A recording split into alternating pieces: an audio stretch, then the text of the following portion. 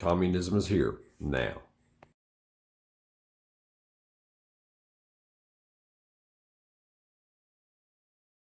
From the Daily Caller, President Joe Biden has ordered his intelligence community to conduct a threat assessment of domestic violence extremism in the wake of the January 6th Capitol riot.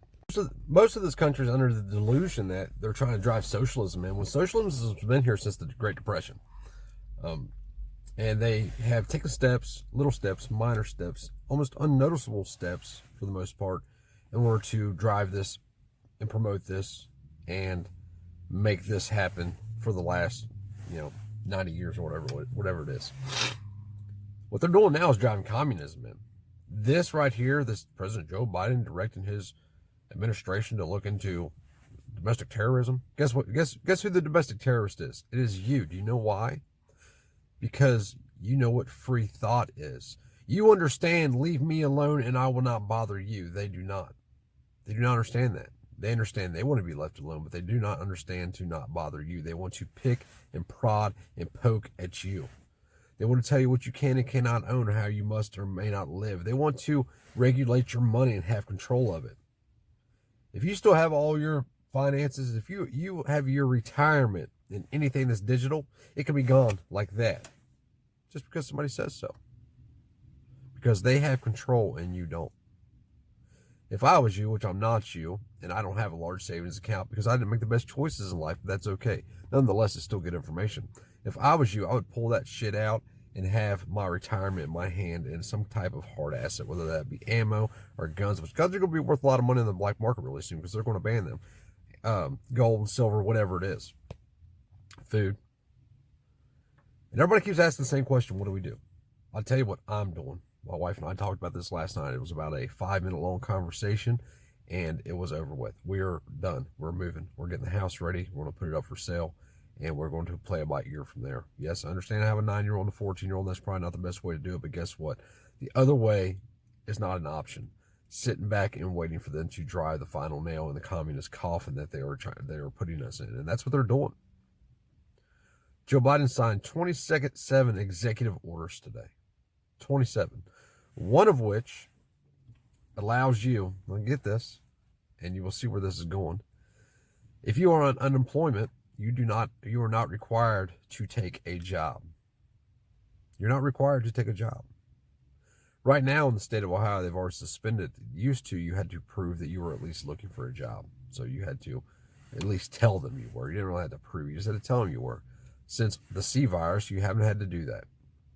They don't make you go look for a job, but then you only have so much unemployment. So what happens when that unemployment runs out and you don't have a job? You put your hand out for big government to take care of you. When really, you put your hand out for those around you to take care of you. So instead of those in the community just helping you, no, the government has to steal their money, then give it to you while ruling over all of us. Let's just say that somebody in Ohio, let's just, for an example, and I'm not saying this is how much money I make, so don't think that. I'm just giving round numbers to make it, easy.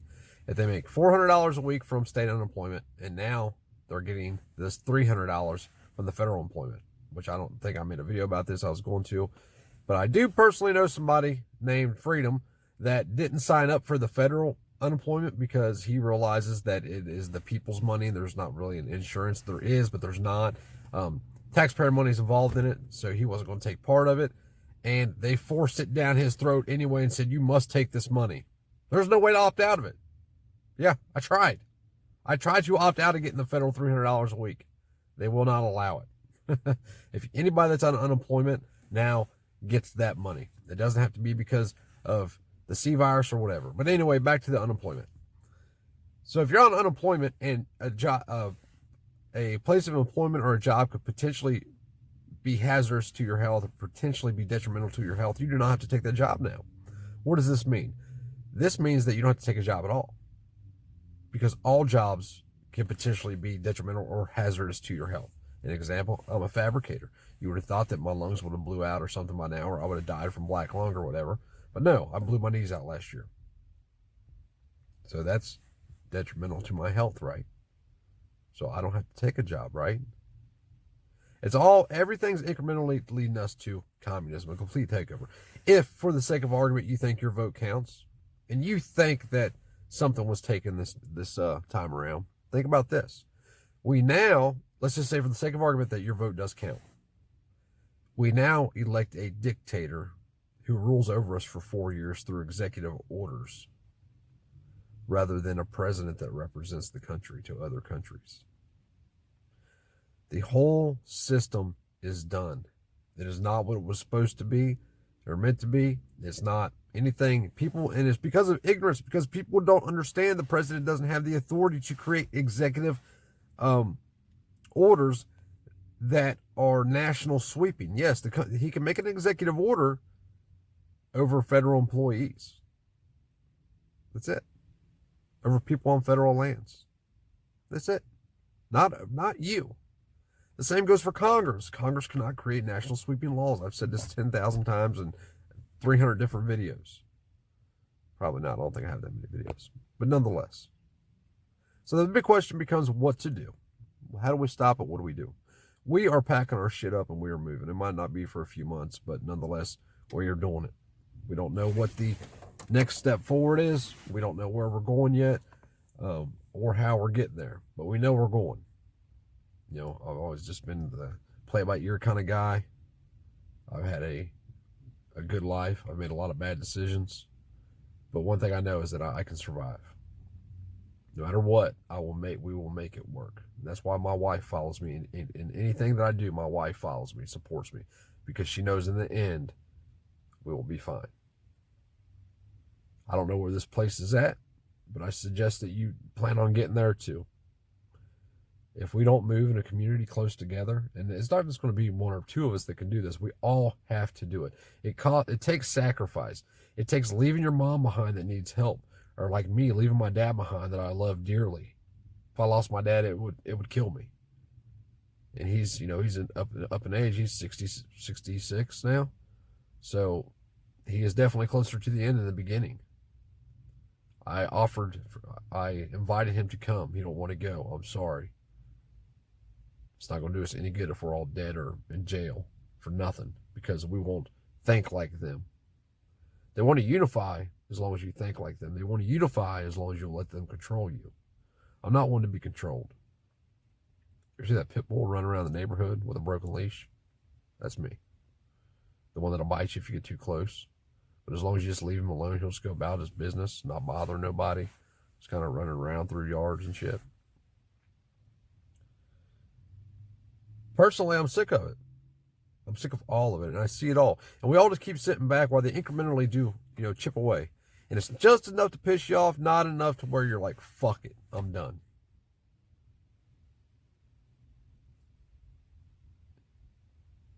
We're all going to be extremists. They're going to label me as a domestic extremist, which now, when you say that, they now hear terrorist. Michael Moore made a video somebody brought to my attention the other day talking about. I watched 6 minutes and 13 seconds of it before I almost threw up in my mouth. Number one, he's a fat fucking slob. Number two, he has no idea what freedom is. These people need to pack their shit up and get to a country more of their liking, like Communist China. Nobody has the authority to rule over you, or me, or say what we can own or not own. I don't want to harm nobody. I've made that I've publicly stated that on more than one occasion. Leave me alone. Don't bother me. I won't bother you if you don't bother me. You come at me, I want to take it as a deadly threat. And the days are coming where they're going to be rounding us up just like they did there's one people across the land, across the pond, in the 30s and 40s. And we'll be remembered in history as probably something that was bad. They convinced you for the last 2 decades that we were fighting a war against terrorism. No, we wasn't. We were fighting a war to spread our message, not mine, our government's message. And the end game is, like it or not, you can say that I'm wrong or I'm not wrong. And it may not be like a complete one world government, where there's this one group of people in this one place at one time ruling everybody. There's going to be this one group of people in this one place telling everybody else what to do in all the countries. Bet your ass on that. And we can keep letting them chip away and chip away and chip away, or we can take the tools away from them to do that. Take the hammer and chisel from them. And that's what we have to do. But in order to do that, we have to be together. I have to live next to you to be able to help protect you at 4 o'clock in the morning. Vice versa. Right now, we're so spread out. We're just fish in a barrel. So be prepared to sacrifice. If you're the person that said, I'll give my life for my freedom, be prepared to sacrifice and pick up and go. Start planning now. Start saving money now. Start getting your money out of the bank, getting some hard assets. Start selling off what you don't need, what can't go. We were just talking last night. We're going to sell the Banshee and the Blaster. The kids don't ride them that much. Plus, we could use that money. Tools. We're going to be selling a bunch of shit here shortly. It's time, people. It's time. Put up or shut up. You said you're going to sacrifice. It's time to do it. If you don't do it, then shut up. Stay out of the way. If you noticed, all the keyboard warriors have went away lately. For the most part, the hardcore keyboard warriors. That's because they know it is time for them to put up. You can only run that mouth for so long before you got to do something. Makes me sick seeing that flag fly over there. There's an outpost police station over here. And at the core of every problem we have, every chip that comes off of that block, you know who's at the core of that? The police, because they enforce it. Doesn't matter what it is, they enforce it. They enforce every policy that our government puts into place, and that's all they are, is policies. They're not law.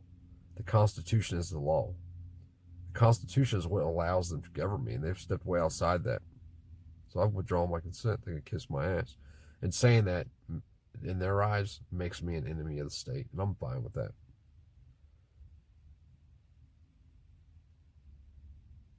Until people lose fear, nothing will change. The funny thing about human beings is that they normally don't lose fear until it happens to them, right? So like they're standing on a bridge looking down, they're fearful.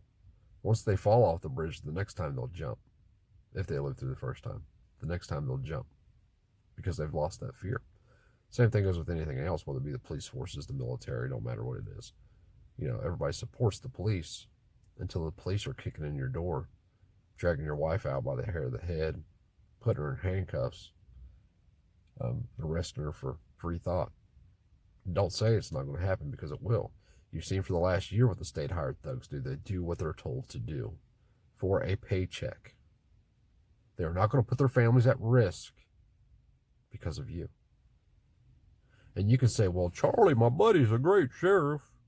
He's a hell of a guy. Yeah, to you he is. What's he doing when he's not around you? You don't know. We either fight 100% for freedom or give up. That's the two options. There's no in between. There's no, well, you know what? If we can just get rid of these laws. No, that's not enough. It has to be 100%. Because if we're not fighting for 100% freedom,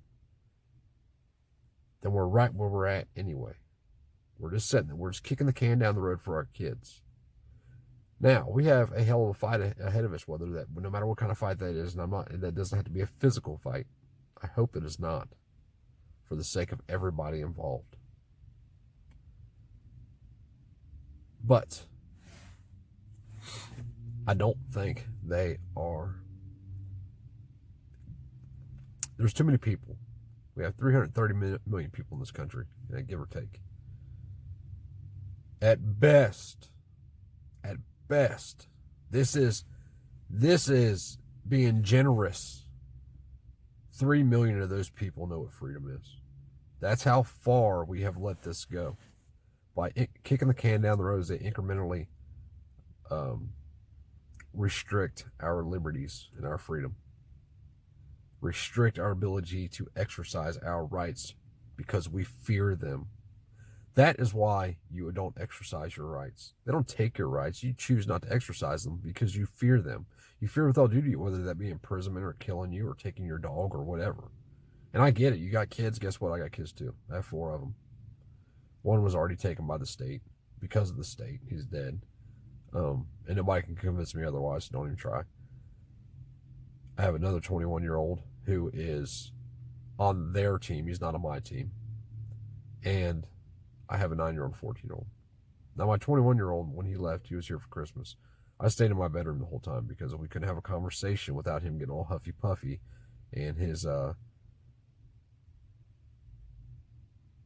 whiny side coming out. So I just told him I love him. I see him. Hey, how you doing? Give him a hug. And I stayed in my bedroom for a week. Literally a week I stayed in my bedroom. And I told my wife when he left, I said, you see what this is, right? And she said, yeah, unfortunately I do. So the hard choices have to be made. Where do you stand? You know, there's an old saying, blood is thicker than water. And I assure you it's not. Blood doesn't make you family. No matter what you believe. Loyalty makes you family. We're about to see how loyal everyone is to freedom.